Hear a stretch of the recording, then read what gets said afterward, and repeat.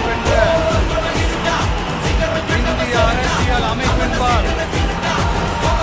உண்மையான நம்பிக்கையும் மாறா பற்றும் கொண்டிருப்பேன் என்றும் இந்திய நாட்டின் ஒப்பில்லாத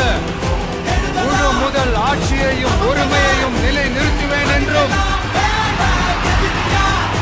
தமிழ்நாட்டு அரசின் முதலமைச்சராக உண்மையாகவும் உளச்சான்றின்படியும் என் கடமைகளை நிறைவேற்றுவேன் என்றும் அரசியல் அமைப்பிற்கும் சட்டத்திற்கும் இணங்க அச்சமும் ஒருதலை சார்பும் இன்றி விருப்பு வெறுப்பை விலக்கி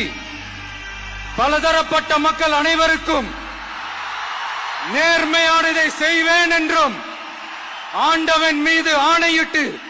உறுதிமொழிகிறேன்.